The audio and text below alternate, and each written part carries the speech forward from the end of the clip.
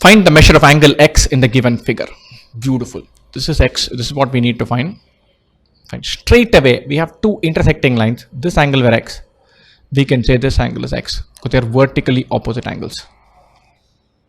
So now think about this. If you think about this triangle ABC, that triangle has three angles: 54 degrees, 37 degrees, and x.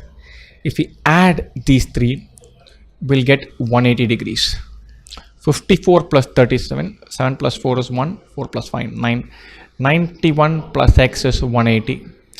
90 plus 90 is 180. 91 plus 89 is 180, or x is 89 degrees. Right.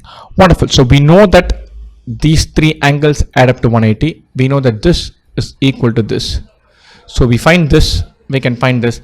This we use the idea that sum of three angles is 180. These two are vertically opposite angles. If this is 89, this is also 89.